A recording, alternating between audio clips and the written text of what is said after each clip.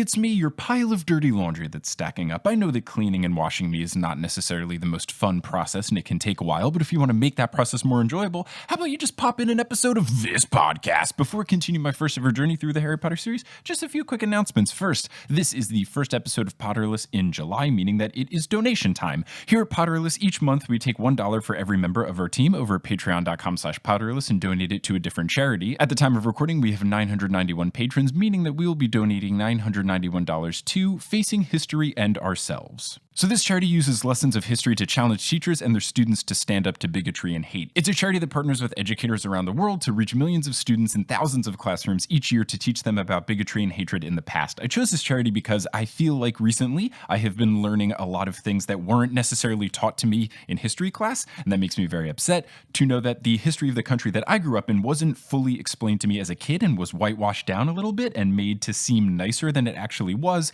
I really support that this charity is trying to teach children where we come from and how we cannot repeat mistakes of the past. I like that their focus is trying to get kids to talk with their parents at the dinner table about it and things like that. So if you want to learn more about this charity, you can go to facinghistory.org. Also, I'm excited to announce that Multitude is doing an online live show on July 30th at 8 p.m. All of your favorite Multitudes are going to be there. Some of the formats will be existing things we've done in the past. Other things will be new. I'll let you know that I'm doing one thing that's new and one thing that's familiar, so I'm very excited to do that. If you want to get tickets, you can go to multitude.production/digital live. 25% of all sales will be donated to Black Lives Matter charities, and if you can't watch it live, that's okay. You will still get a link and you can watch the replay if 8 p.m. Eastern time doesn't work in whatever time zone you're in. Again, for tickets and information, go to multitude.production/digital live. And speaking of a wonderful group of humans, we have new patrons to welcome to the team. So shout out to Shul Manatrix, Rebecca, Natalie, Mayan, Chiara Atius, Chloe Wilkins, Tabitha Kraft, Reb Noonan, Anna Catherine Hodges, Julia Packett, the return of Michael Beck, and someone that made their name It's Definitely Ludo Bagman. A name correction for Kirsten English, apologies for not saying Nina Jasilic and Ribbon Monstrosity in the past couple of episodes as producers.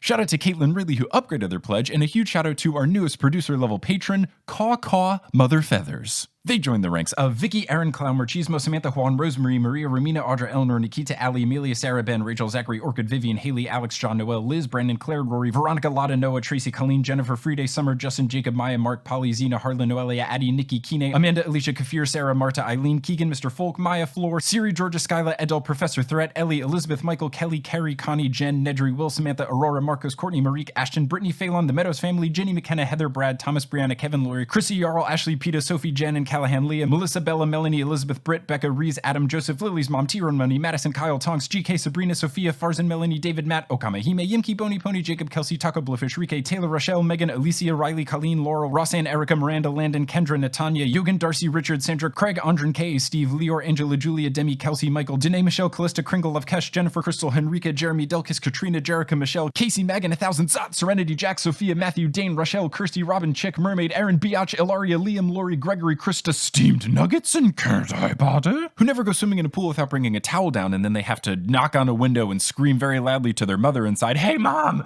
please get me a towel, I forgot to bring one down and I'm very wet." If you want to be like one of these amazing patrons and get access to bonus episodes, director's commentary, exclusive live streams, exclusive merch, and more, you can head on over to patreon.com/Potterless. But without further ado, let's get into episode 133 of Potterless, the first of 2 episodes covering Act 2 of a Harry Potter sequel, guest starring Anna Brisbin, aka Brizzy Voices.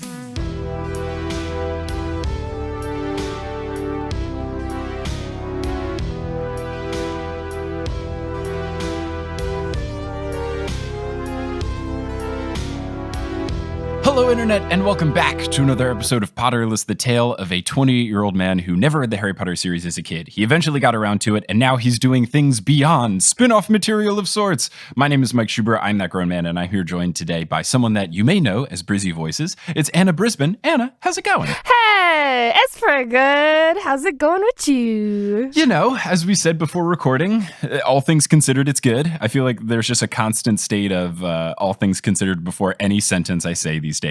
So, given the world is on fire, it's great. Yeah, but you at least have so much new Potter content to consume. That's really exciting. Yeah.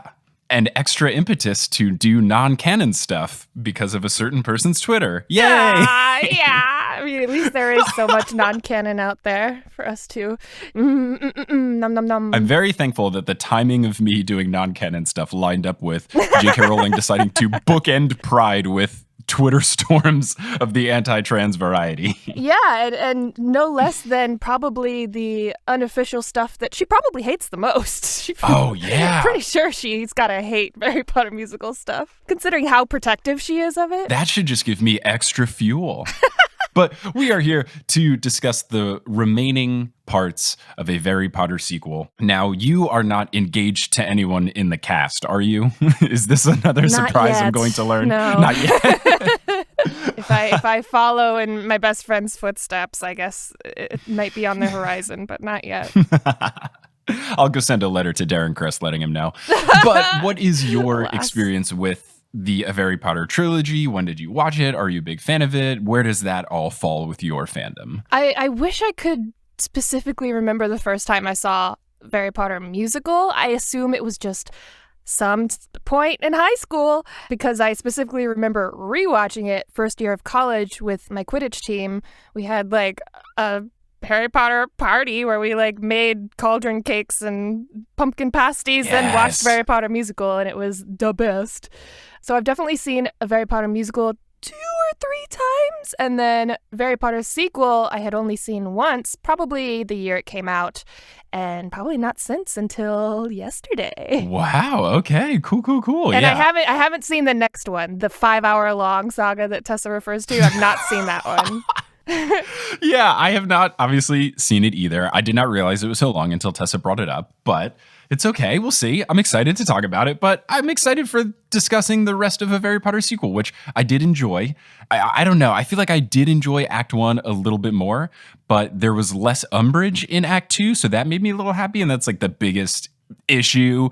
That whole portrayal felt gross, especially given what's been going on recently. So it was Certainly. nice to have a bit of a distraction from that for the most of this act, since it doesn't really center on her. Yeah, and Act 2 has so much like action and intrigue and reveals that it's less like, oh, potty joke, kind of trans-coded joke. None of that. It's just like, oh, we've got stuff to like keep us on the edge of our seats now. Yeah, it's weirdly like the reverse of Act 2 in a Harry Potter musical. In a Harry Potter musical, Act 2, I think, was not as much fun because there were less songs in it, and that left room for more gross jokes. Whereas in this act, there was more action, so I feel like there were less gross jokes because they kept driving the plot along. Yeah. I still didn't feel like there were a ton of songs, but the action did keep things moving along pretty smoothly. Yeah. Agreed. So Act 2 begins with Dean reading a big exposition dump from the Daily Prophet, and Dean then calls Sirius Black Sirius Black. We've discussed on the previous episode that hopefully this Dean portrayal is making fun of the fact that he's one of the few black characters in the series, and hopefully it's not a lol, this is what black people are like I know, joke. yeah. So I'm just gonna give them the benefit of the doubt and really hope. Yeah, it definitely makes me uncomfortable, but I don't know whose idea that was. It might have been the actress's idea. It might have been Nick Lang or Matt Lang's idea. I don't know. But obviously, if it was the actress's idea, then I don't want to bang on her for her own jokes, but not a fan of it. I'm going to save my critiques on it until I can talk with people from Starcode and double check. And hopefully they go, yes, this was a not the best executed joke about the lack of diversity. And then I can go, yay, and sleep at night. So everybody hates Umbridge for changing everything. Cho is especially sad because the Valentine's Feel Her Up dance has now been changed to an abstinence rally. Oh my gosh. What's worse about that is when I was watching it without captions, I thought because of her southern accent, I thought she was saying, fill her up. Oh no! Well, what? Oh no, it's even worse! So it's actually way not as bad as I thought it was, so that's good. At least it wasn't the worst possible thing I've ever heard. But yeah, I'll get into it later. The mixture of college humor with the fact that these characters are 11, it doesn't sit super well. Yeah, there's a lot of back and forth of college humor and, oh, we're just little kids. Oh, I'm just 11 years old. But I feel like for the most part, the whole musical, you're really supposed to interpret them as college kids. And then the jokes are when they're like remember that I'm 11? Right. Because we're supposed to be like, oh yeah, we are not interpreting this as 11 at all. That's why it's funny. Yeah, that's why with a lot of the jokes, I feel that the more you think about it, the worse it can get. Yeah. If you kind of just take it as, oh, they're college kids, so they're probably acting as if the characters are college kids. They're doing this for a college audience, etc. But yeah, when you stop and think, wait, Joe's 11, not as good. But we will move on. Neville says that everybody is taking out their anger on him, which proves to be true. Crabbe and Goyle also say that they hate Umbridge, and they are asked, wait, you guys hate her too? I thought you'd get along since she's a bitch and you guys are dicks. Seamus says that one, and they're like, I know, we thought it would be too.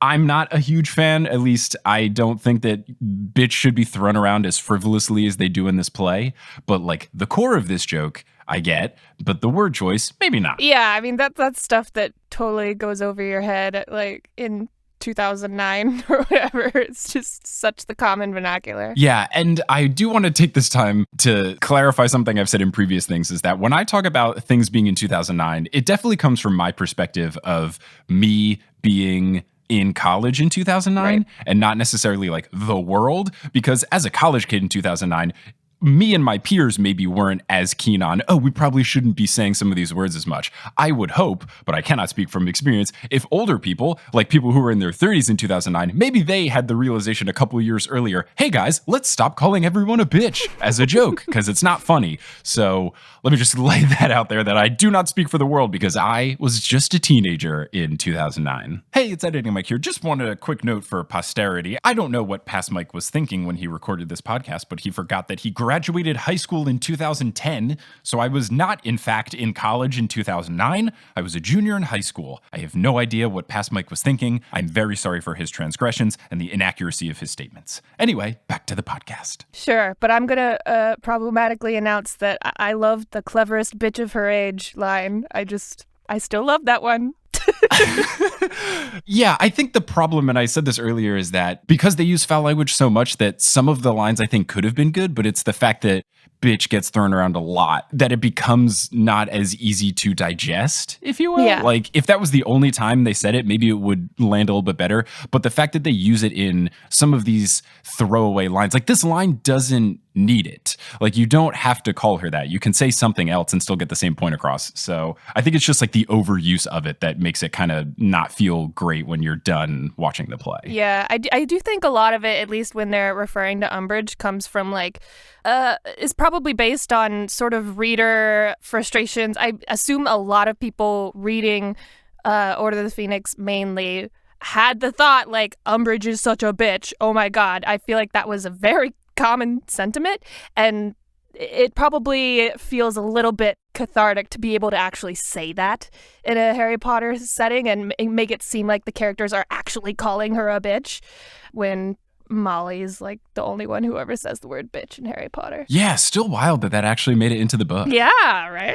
Yeah, I guess the bigger problem I have is when they call Hermione that. Yeah. You don't need to call Hermione. She's Hermione. She's so good. I don't know. Yeah. Common theme is just, why are we so rude to Hermione? Yeah. Maybe it's like commentary on like, remember how everyone was such a dick to Hermione? Like, this... So rude. Even in the book, like, they're exaggerating it, you know, for effect, to be like, Hermione was freaking mistreated all throughout the books. She really was. She really was. I mean, in the first book, kind of annoying, and I'm on record as not liking book one Hermione, but then she comes around. It's fine. She was just doing her best. Yeah, she is. She is. So Goyle screams, I need chamomile before my slumber, which I think is just the perfect line read in that screaming manner. It's just fantastic. Yeah. So then Harry enters. He asks who made Cho cry, and then says that he doesn't even care and just goes immediately to beating up Neville, which classic Neville mistreatment joke. Yes. Harry then reads the prophet. He is distraught, and Ron tries to cheer him up with a red vine, and Harry turns down a red vine, which, much to Ron's dismay. And to the audience's dismay. I loved how the whole audience was like, oh, no. I love like paying attention to the audience more this time around. Yes, the audience definitely gets into it in a couple different parts, and I do think that it's very funny that over the course of Act 1, Starkid has established enough of a love of red vines that the first time someone turns it down, the audience is crestfallen and heartbroken. Yes, very effective. So Lupin enters, Lupin says, I'll ignore that some of you are late if you ignore that I'm the latest.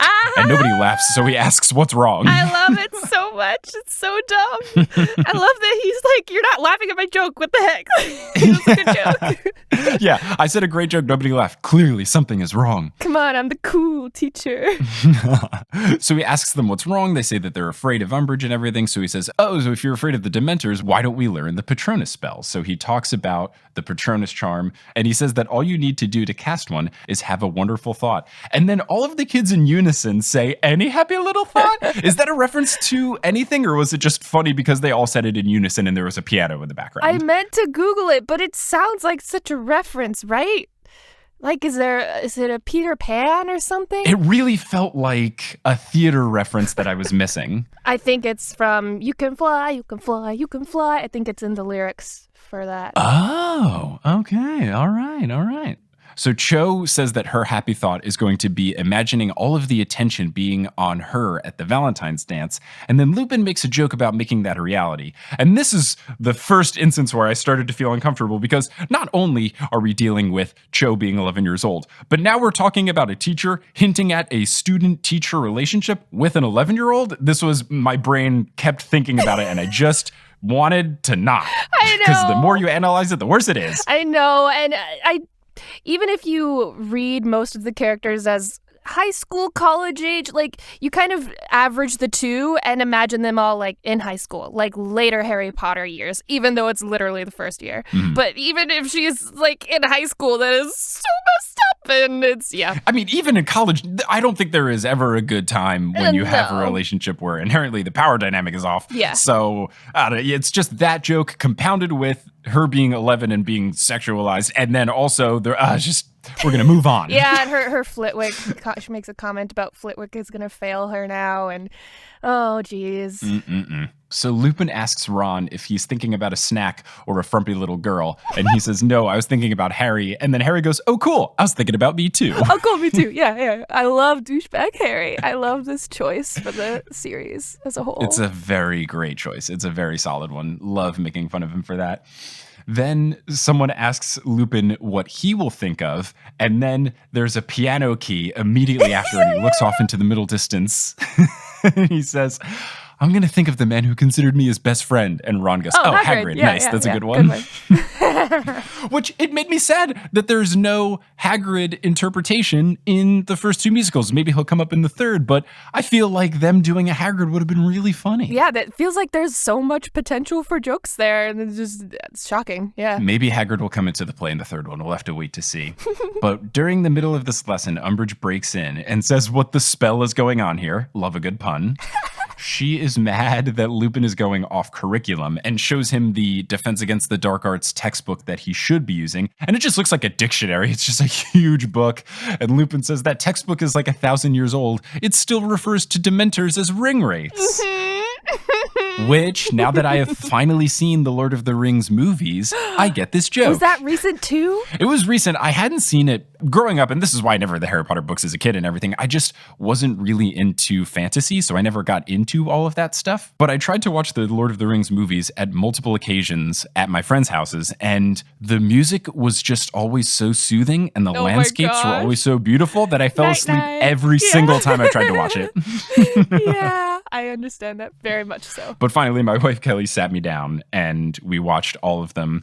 And we watched the director's cut, so it took 37 weeks, but it was worth it. They were really good movies. Oh my gosh, that's amazing. I still haven't seen the director's cut, I don't think. It's quite long, I will say. I don't know if it's necessary. I don't even know what's in the director's cut versus what's not in the director's cut. But I will say that I think I enjoyed the third movie the most. I have no idea if this is a hot take or not.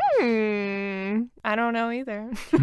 Who's to say? But I did appreciate the ring wraith thing because as I watched the Lord of the Rings movies, it did feel like there was a decent amount of stuff that JK kind of ripped from Lord of the Rings. And maybe it's just general fantasy tropes, but a lot of the things looked quite familiar. Certainly. But yeah, it's hard to say. I think there's a lot of stuff that is just, magically inclined and, right. A cloaked dark figure that's creepy and bad is not that original, I guess. elves have pointy ears, etc., etc., etc. Yeah. So Umbridge says that she doesn't approve of Lupin's hands-on approach to teaching. Lupin says, Oh. Cho, I was joking, which, again, if she wasn't 11, that could be funnier, but my brain immediately went to, once he said it. I mean, I guess it just helps that first time I watched it, didn't really think about the fact that they're 11 until they joke about the fact that they're 11. And then I immediately forget that they're 11 again. Yeah, they just have to go and remind you of that a couple lines later.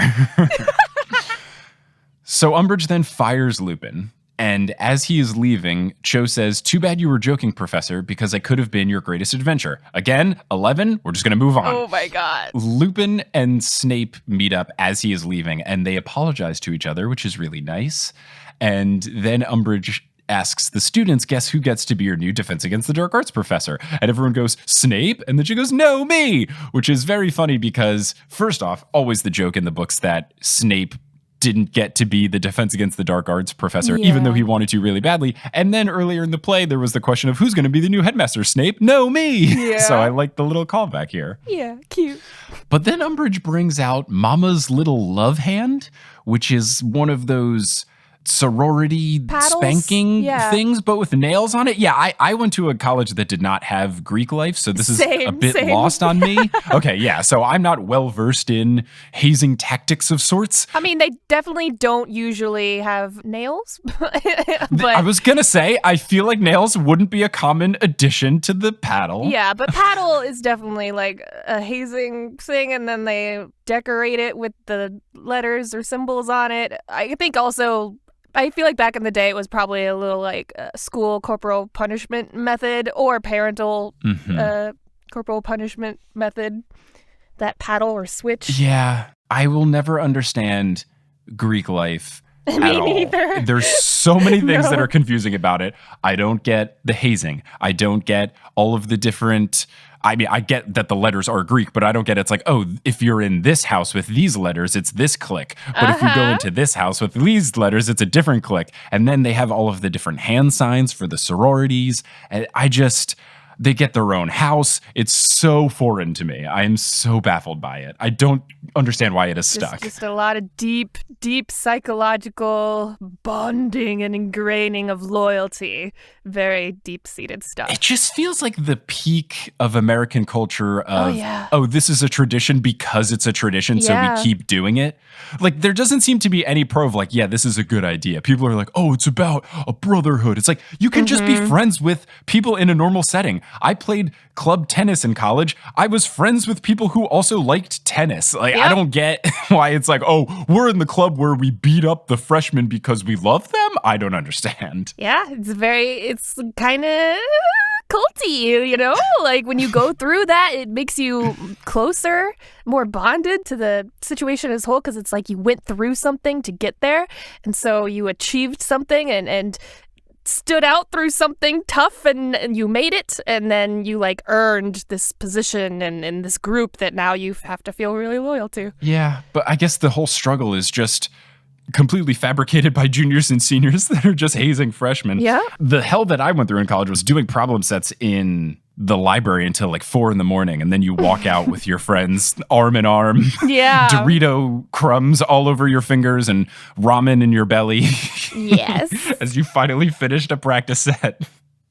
So then there is an Umbridge and Hermione scene about Umbridge seeing Hermione as a younger version of herself, but then they're talking about the negative things that people have said to them, and Hermione says ugly. And then Umbridge goes, oh, you're calling me ugly.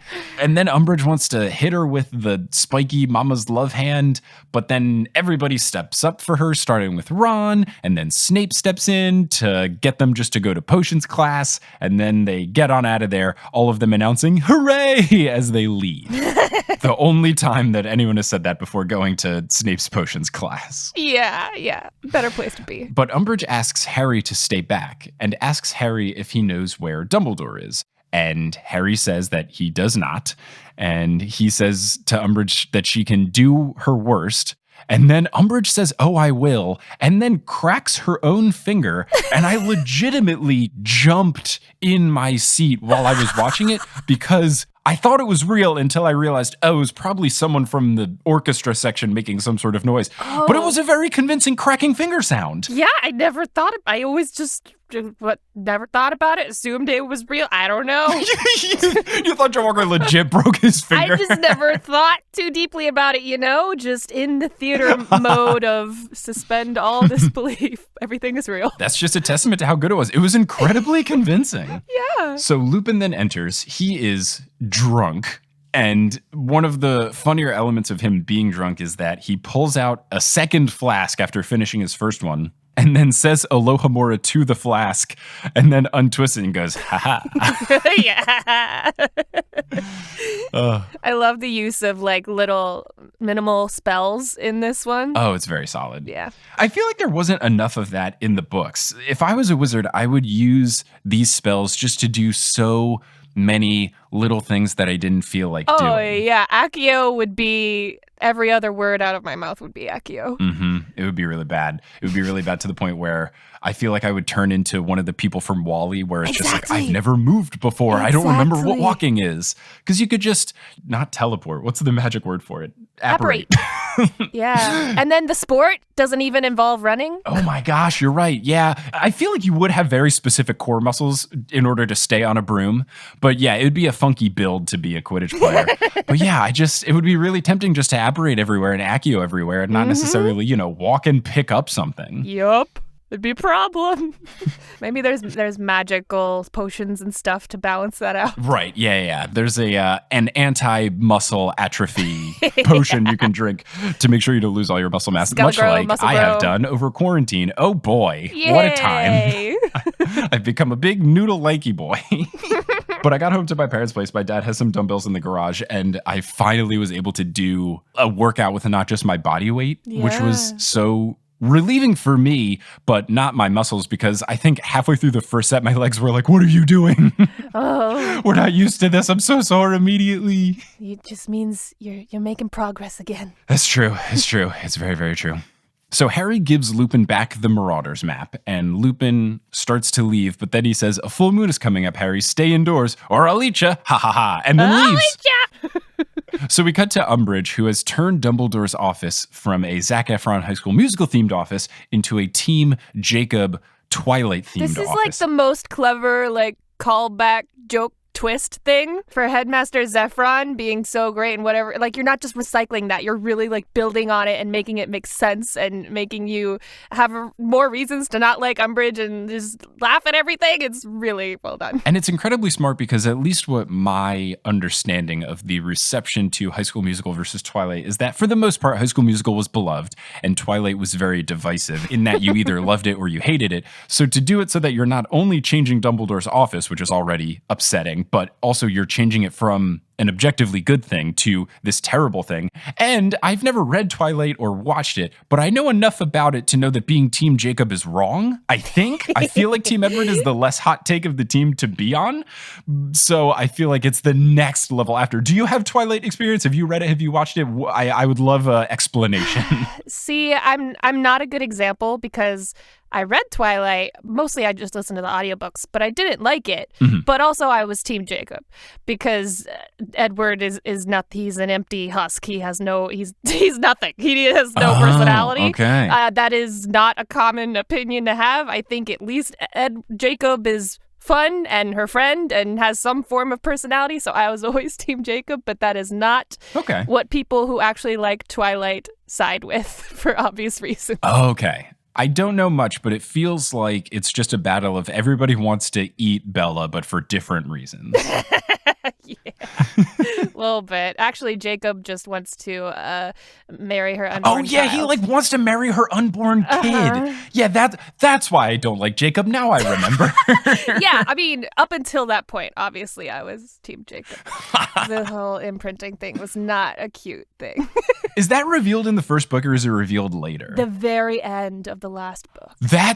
Now I feel bad for anyone that was heavily on Team Jacob, because if he was so good and he's very attractive, so he's got that going for him too, or maybe you just like werewolves some more, that would be such a rude awakening to root for Team Jacob for multiple books and to try to defend him against your Team Edward friends. And then, plot twist, turns out Yeah, he I wants was to marry rooting for you and this whole get with time, Bella's unborn daughter. but you were just attracted to an egg inside her body. What? Question mark? Also, wouldn't you think if that were the case, he would be equally attracted to Edward with his half of the child? Oh, there's got to be a fan fiction about that. Yes, I've only just had this thought for the first time in my life, but now I'm interested. So then we get a scene where Umbridge is arguing with the Sorting Hat, and she sends the hat away. And as the hat is being sent off, it says, "Tell Scarfy I love him." Yeah. So I appreciate a good accessory item ship. Makes me very happy. Yes, good. Confirmed, ship confirmed. Yeah, it's canon. Umbridge is then alone in her office and is sad about Harry disrespecting her. But then the sadness turns to hunger, and then she sees some cheesecake off in the corner and wants to eat the cheesecake. And then we get the ghost of her mother entering. Yeah, which the audience freaking loved. They really ate it up. I did not eat it up as much. Nor did I. I do appreciate people acting and doing old people voices and stuff because I always think that's funny. But it was a bit worrisome for me because she gets really into saying things that Umbridge just said earlier in their play, like chubby little fucks and all of that, which never felt good.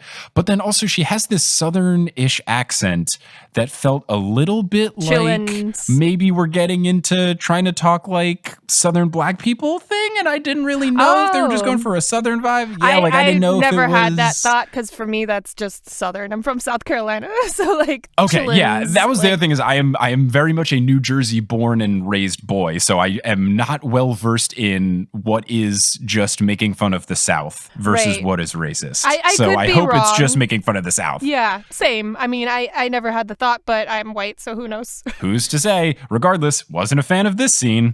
What I did like was the little, "Do you love them enough to kill them?" That was the one part that I appreciated. I did have in my notes, that's the one redeeming moment for me. Do you love them enough to kill them? Yes, I love that.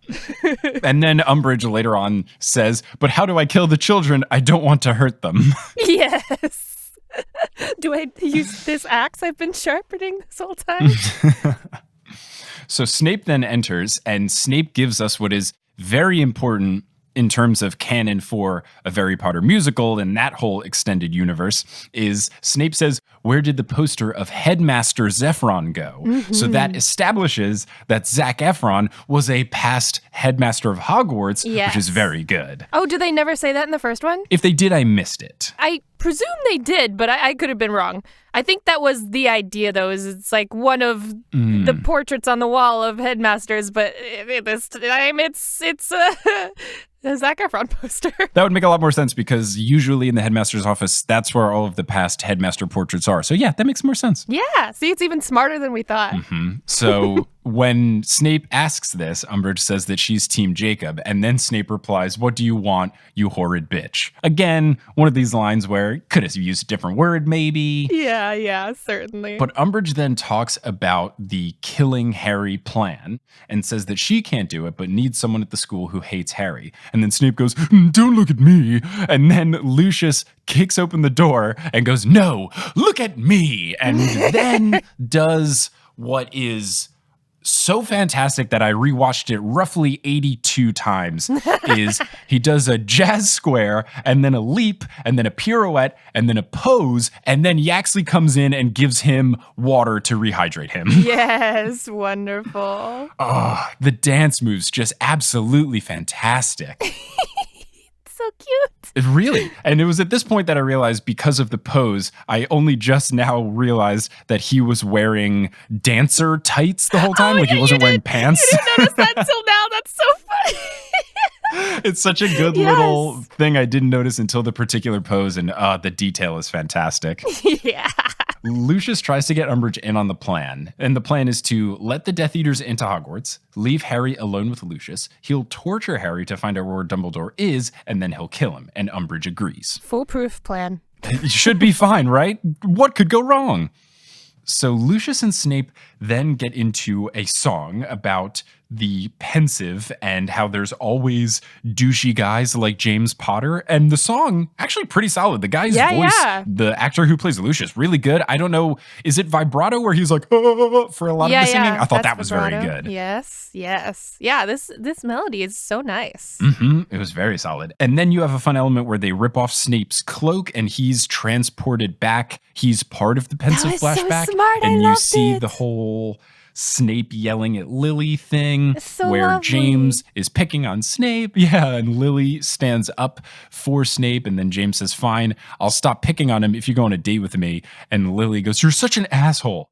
And so charming, and then runs over. Yeah. Snape then calls Lily a mudblood using his normal voice, not the Snape voice, but just, I guess, what the actor's normal voice sounds like. He aged into that voice. I guess, yeah, that's what I thought was funny is that immediately after he screams, I'm sorry, as she runs away in the classic Snape voice that he's been using the whole play. So I like thinking of this in canon terms and that this moment was such a defining moment of regret for Snape that his voice changed forever from a normal voice into this one. Oh my gosh, I did not think about that change happening right then. I interpreted this as like the little boo, boo, boo, boo, fading, rippling scene where it fades into the past, into the future, and he's yelling, I'm sorry.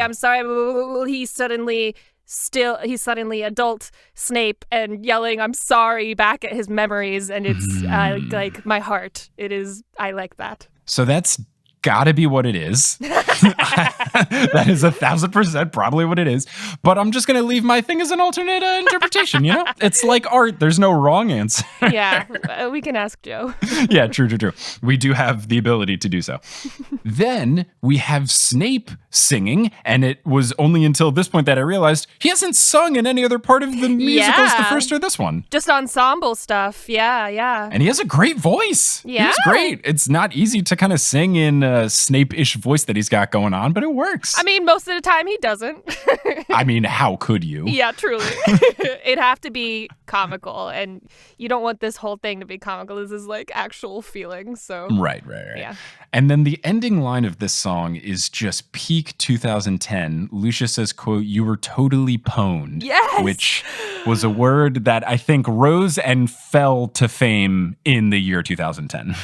When I heard that, I was like, what? Was it only that long ago that people were using pwned? I thought it was so much longer ago.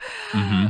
I just, you forget that word existed. So strange. It was I feel like in 2010, pwned is kind of like what 2013 was for epic, where everything in 2013 was epic, and then it was so much so that no one has said the word since, or at least no rational human being has said the word epic in the past 7 years. Yeah, for sure. So Snape, after the song, decides that he is in on the plan. Then we have a scene of Umbridge giving detention to everyone, but Harry is going to get special detention alone with Umbridge. Mm-hmm. As Harry is on his way to Umbridge's office for this special detention, he runs into drunk Snape in the hallway, and Snape makes Harry sit down for a chat. You have to listen to me, I'll expel you. Snape is drunk off of a 6-pack of Guinness that has been turned into butterbeer, and they even made a custom box for it. The prop department really just continues to impress me over and over again. Yeah. It says butterbeer. It's got a logo like the Guinness harp, but is changed. I just thought it was absolutely fantastic. So it's this drunken ramble from Snape about liking Lily and hating James. And the way it starts off seems to be heartfelt, but then when Snape is talking about Lily, he then dives into saying that he just wanted to grab her boobies and motorboat them. Yep. So it just goes from being heartfelt to very childish. Oh, yeah. Classic Star Kid. Just makes you think you're going to feel emotions and then nope. Potty humor. Oh, Past Mike, it's funny that you brought up misdirects that you weren't expecting. Maybe you weren't expecting me to come here to let you know that it's time we got to take a little bit of a break for Wingardium Leviosa.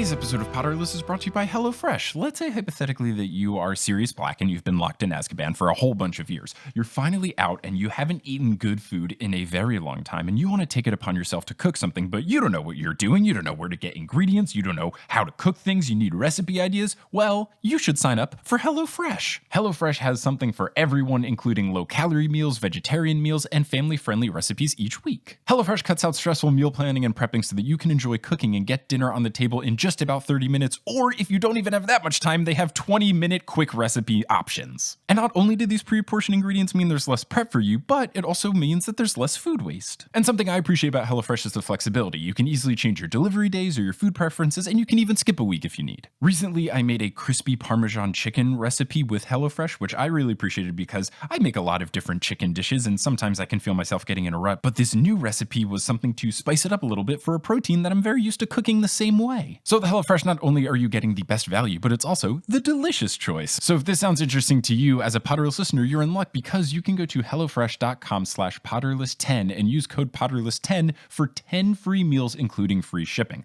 Again, that is hellofresh.com/Potterless10 and use the code Potterless10 and you'll get 10 free meals, including free shipping. So go to hellofresh.com/Potterless10, use the code Potterless10, get some HelloFresh food, save some money, get free meals along the way, and learn how to make some delicious things since you haven't eaten anything except for Dementor juice for the past couple of years today.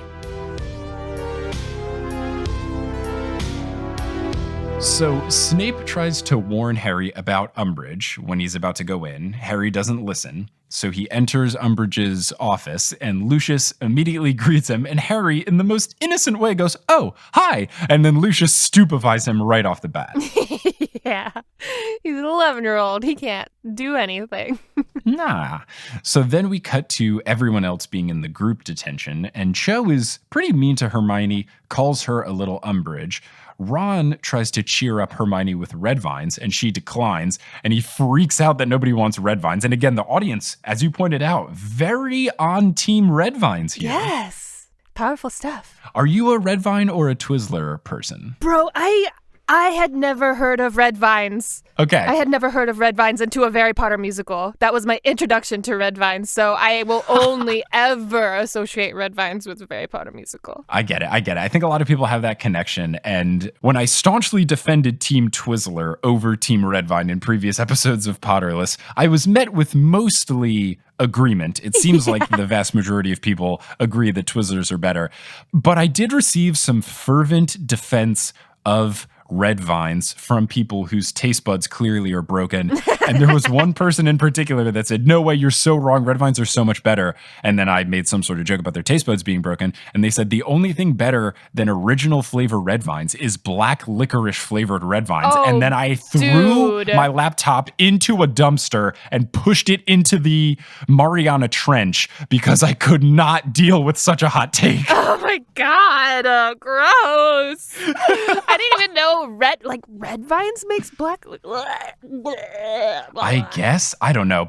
Whoever invented black licorice, Monsters. John Black Licorice, I hope he lost his candy making license after doing so. I like red vines just fine. I like them mostly for the meme. I like them mostly for Harry Potter musical.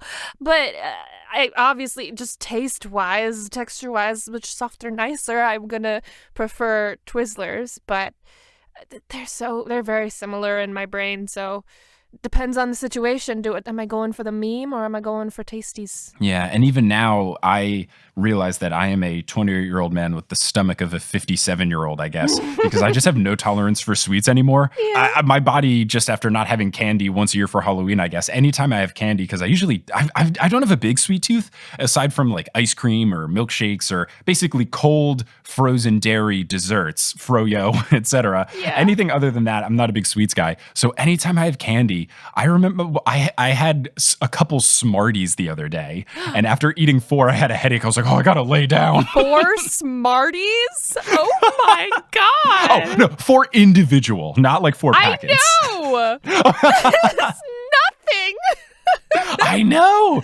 I'm not used to just like pure sugar. Wow. I mean, that means you've been treating yourself very well. I guess. I don't know. Maybe it's like where if you don't drink milk, you become lactose intolerant. Maybe because I haven't given myself enough sweets, I'm just dead. But I will go on the record here to say that the only worthwhile flavor of Smarties is white. The rest of the flavors are trash. Oh, I can't remember. They all taste the same to me. Yeah, they're all very similar, but all the colors are very slightly fruit colors. So it's almost like when you drink flavored seltzer water where you think, this is almost flavored like something. What if you put a Smartie into flavored seltzer water? It matched the color. Oh, it's like addition where you have something that has barely any flavor, and then you add something that also has barely any flavor, and maybe it's like kind of flavored now. And then it's perfect. Wow. We've really done it. We're going to stop the podcast and invent Smartie X LaCroix. Yeah, and then you have to use like red vines as a straw. Yeah, just a bunch of things that aren't overly sweet all put together, and now it's just soda. Yes. Genius. So Ron makes a great comparison to try to cheer Hermione up. She says that she is similar to Umbridge, and Ron says that that would be like saying that Spider-Man and Venom are the same because they have the same powers. And I'm a big Spider-Man fan, so I really enjoyed this comparison. Yeah, this conversation is hilarious. It's great, and it's also nice to see Ron slowly start to be a little nicer towards Hermione. For sure. Because no one is. Yeah, it starts to reveal his feelings a little. So then Hedwig comes in with a letter for Hermione from Little D, and Ron and Hermione go to meet him in the potions classroom. Little D is then revealed to be Draco, not Dumbledore like they thought, because previously it was Little D who gave the cloak to Sirius. So that's a big surprise reveal. And then Draco, when making this reveal, says, "The D stands for my wiener." Yes, very proudly. Very, very proudly. This kind of gives me like RAB vibes. Like, who's RAB? Blah, blah, blah, blah. Although I don't think in the books they ever had like a misdirect. They never had like, RAB must be this person who also is RAB. Yeah. I guess that's a little bit more like thinking Snape is Quirrell sort of thing, and then it's not. Yeah, the RAB thing, I remember I am not very good at predicting what happens in the Harry Potter series. And over the course of Potterless, I tried so hard to guess, and I was very often wrong. To be fair, you went straight through them, right? You didn't have years of breaks between each one to theorize, in which we did. Yes, thank you for giving me more ammo to defend myself for looking very silly. This is good. Thank you. People wrote essays and were discussing on forums forever. It's like, that was our jam, and you just went straight through, so I can't imagine what that was like. I also went through in a very public forum in that a lot of people listened to me my horrible predictions. But I got the RAB thing pretty easily just because we met someone with the initials, or at least RB. We knew Regulus Black existed. So when there was an RAB, I thought, okay, who are all of the RBs we know? Regulus Black. And then the only scene that we really got in the books was Hermione trying to figure out who it could be. And they were looking up some names, but I remember finding it incredibly suspicious that none of the people on her, it's probably not this person list, were Regulus Black. Right. And that's what made me realize that it had to be him, because if she hasn't ruled him out, it's got to be him. Right. Yeah, for sure. Yeah, definitely. So Draco reveals that they are actually Draco from the future. Yes. Which I think is such a fun twist that only gets better when Draco says that the way that they time traveled back was that they stowed away in Lucius's fanny pack when he used the time turner. Yeah. What the heck, man? Any joke where they make Draco in these plays a child or very small, I think are very funny. Also because, as you see later, Lauren Lopez is so tiny. She's so small. How tall is Lauren Lopez? Either Lucius is very tall or Lauren Lopez is very short. I'd say 5 feet, 5'1", somewhere around there. I would guess 5'1" as well. I'm Googling Lauren Lopez height, and Google tells me 5 foot even. Oh, hey. And Google, of course, being very smart, asks me if I want to know the height of everyone else in Star Kid. And most of the dudes are between 5'8" and 6'2". Yeah, wow. Oh my gosh. So it makes sense. Draco is talking about helping them out, And Draco says, quote, I'm going to hit him with every second year charm I know. We're talking squishy tushy charms, tickling hexes, and maybe if I'm feeling especially cruel, a bubblehead charm. Oh my gosh. I mean, one of them's real, right? The joke of them just being so ill-equipped to fight is fantastic. It's so good. I love it. I mean, the best part is still yet to come with that, but yeah, it's wonderful. So Ron says, wait a second, the Draco that we know always has an ulterior motive. And Draco says, that's strange. I have no ulterior motive, as they slowly put their arm around Hermione. Oh my gosh. I love it. It's so funny. And then when she's reaching down, opening her hand, but not touching and reaching, but not touching, just thinking about it. I love little jokes like that in theater that aren't like super pointed to. It's like you've got to be watching what the actor is doing, and no one is gonna like point it out or recognize it. You just gotta notice, and it's hilarious. And it reminded me of back in the day, not that I was one that was debating between whether or not to grab someone's boob, because thankfully I knew not to do that unless someone has given you the express written consent that you're allowed to do so. But it did remind me of when I was in 7th and 8th grade, agonizing over whether or not to hold someone's hand during a movie or something, or put my arm around their shoulder. I would get so nervous about doing that and not trying to feel like I was coming on too strong, because in 7th grade, that was such a big deal. Gosh, the hours that I spent agonizing over those decisions, I will never get back. Yeah, and Draco here is only 12 years old. That's like 6th grade. Yeah, it's pretty huge. It's a big deal. I remember once stressing over holding the girl who I was dating's hand in 7th grade while we were watching Mr. and Mrs. Smith in theaters. Wow, so adults. And then it took me over half of the movie to gain the courage to grab her hand. And then I realized after I grabbed her hand that I was so nervous about it. I was then terrified that, oh no, what if my hands are sweaty because I was so nervous? Yeah. And then that only made me more nervous. It was just, it was a stressful movie watching experience. For sure. Do not envy that. So Hermione grabs Draco's face before she leaves and thanks him for being brave, and then she walks away. Yeah, I love the little moment of like, she gonna give him a little peck? What is it about? And then Draco's just like, hey, look at that. The best is I was watching this with the closed captioning on, and Circuit has a lot of fun little jokes that they put into the closed captioning. But when Draco turns around very astonished and happy and pleasantly surprised, the closed captioning says, quote, Draco turns around like a jerk. Oh my gosh, this is amazing. I also definitely screenshotted the face that Lauren Lopez makes as Draco, because it is just, gosh, it's so perfectly expressive.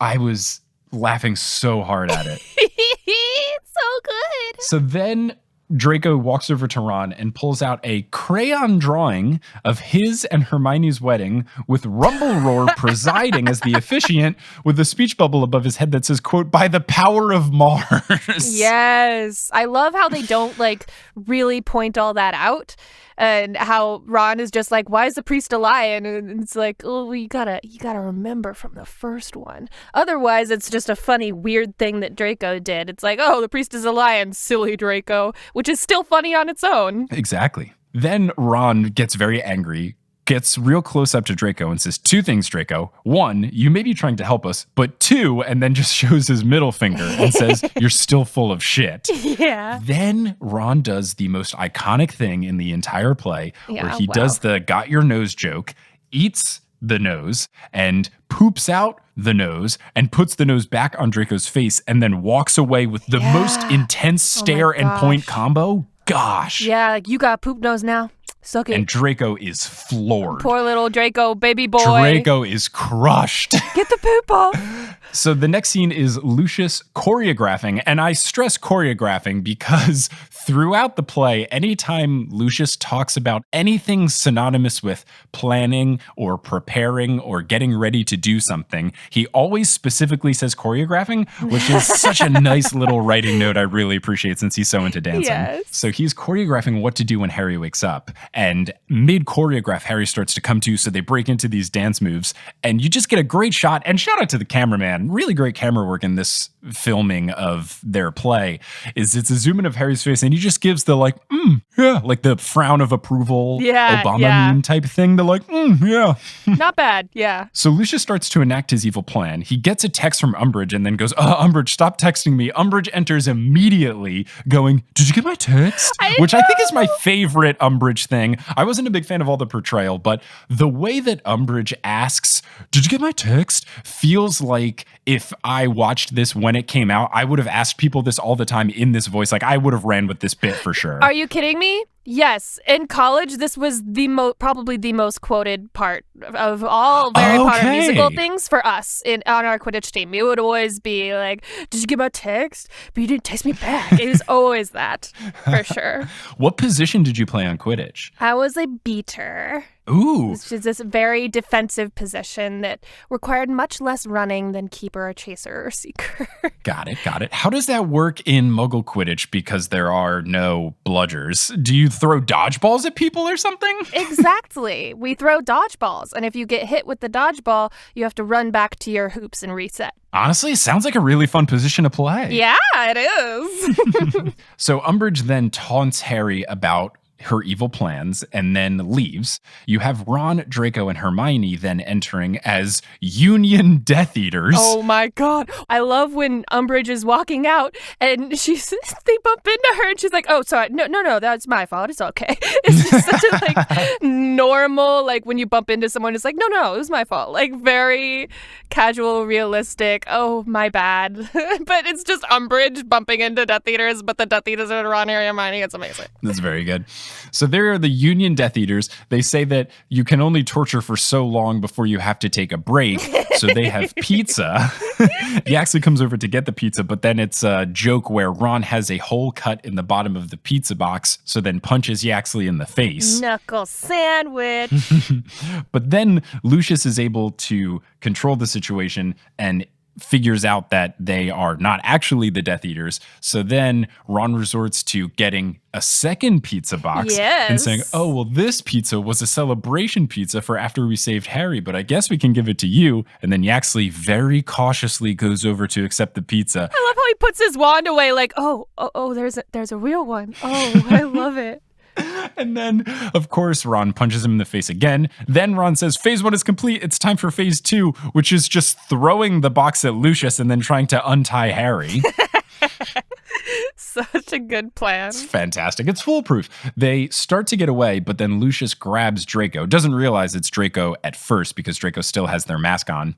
And then Draco says, would you really torture your own son? And Lucius mispronounces Draco, and the closed captioning even says in parentheses, mispronounces. And he calls him Draco. Oh, that's so smart. I love it. Draco, what? So good. And then Lucius still threatens to kill Draco even after realizing it's Draco. And then you have Snape entering to defend the kids, and the line that he enters on is him yelling, well, that's absurd. Which I would love to ask you this to see if it was a normal thing that Tessa says all the time or if it was just in the last episode. People pointed out that Tessa said the word absurd roughly 315 times over the past 2 episodes of Potterless. So does she say this all the time, or was this a secret bit that Joe made her, like, had some sort of bet that she had to say absurd a lot when talking about a Harry Potter sequel? That would have been genius, but no, that's just her regular vernacular. I don't know if it's subconscious because of her love of Joe, but she calls things absurd all the time. Pretty great. So then Snape stupefies Lucius, and Ron tries to remove the Team Jacob poster, but he can't. And then he says that it's stuck on with magic, but he runs over to the rest of the actors and then he's laughing. So I couldn't tell if this was intentional or if he actually just couldn't bring the poster down. 100%. That was, like, I haven't confirmed, but 100%, right? That was just Joey Richter unable to remove the poster from the spot and be like, well, it's stuck with magic. I can't get it down. And everyone's just like, okay. I definitely think that's what it is because they make mention of it later. Yeah. But then, and maybe this is just Starkid being really quick on their feet. Later, when Pettigrew reveals himself, he comes from behind the poster. So I guess they just were really solid with working on their toes and improvising. I feel like they were just supposed to put the poster back? Oh, I don't even know if they were supposed to put it back or if they were just supposed to... now my mind is messed up. So I think they were supposed to take it down because in the Pettigrew scene later, they make fun of the fact that there's still a poster there because it's supposed to be a different room. So I think that's what they're supposed to happen. I think he was supposed to take it down as part of the scene transition. So then how does Pettigrew come out if the poster's gone? I guess he wasn't supposed to come out of the poster. I guess he was just supposed to come out of... I don't know. Well, I'm gonna I'll add this to my list of questions to ask Starkid when I hopefully get them on the podcast. Yeah. Wait, that's messing up my brain. Me too. Well, what better way to end this first episode of Potterless than on both of our brains being broken about whether or not the poster thing was intentional, or if it was supposed to be there, or if it was supposed to come back, or not. So we'll continue the rest of our discussion of A Harry Potter Sequel Act 2 next time, but... until then, Anna, thanks so much for joining on for this episode.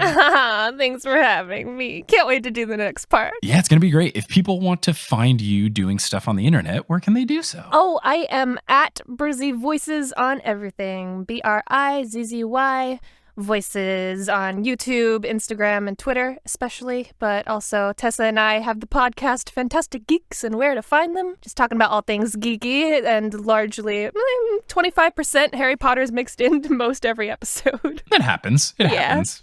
Just, it's very representative of our lives. Makes sense. Totally makes sense. Well, thank you so much for joining. Listeners, thank you for listening. And until next time, as they say, in the wizarding world of Harry Potter, as they turn to the next page of their Twilight books, wizard on!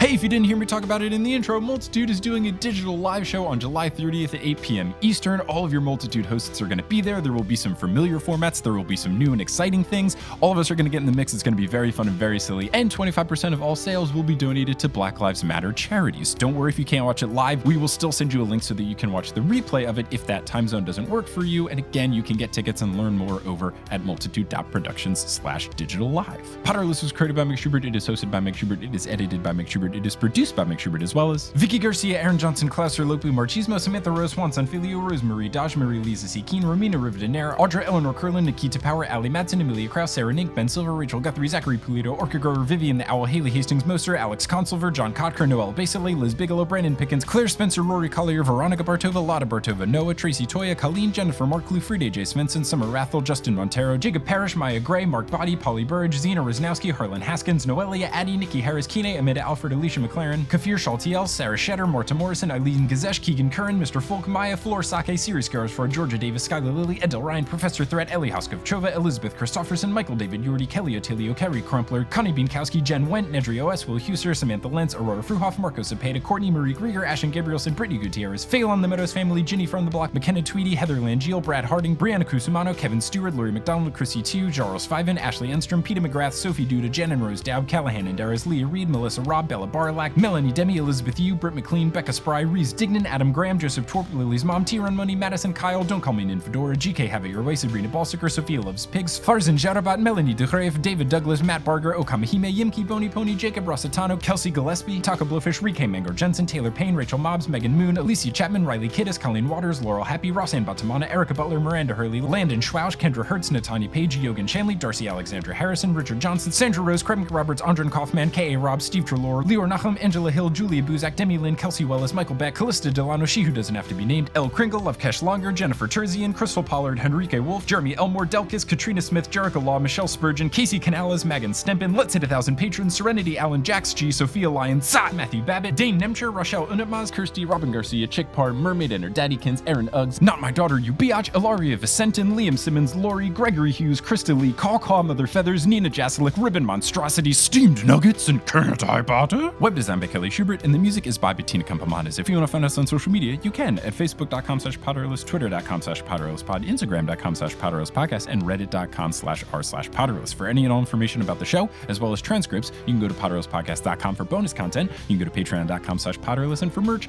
you can go to PotterlessPodcast.com/merch. If you want to tell someone about the show, whether you reach out directly or you leave a rating and review online, those really do help. Thank you so much for listening, and until next time, as I say in the wizarding world of Harry Potter, wizard on!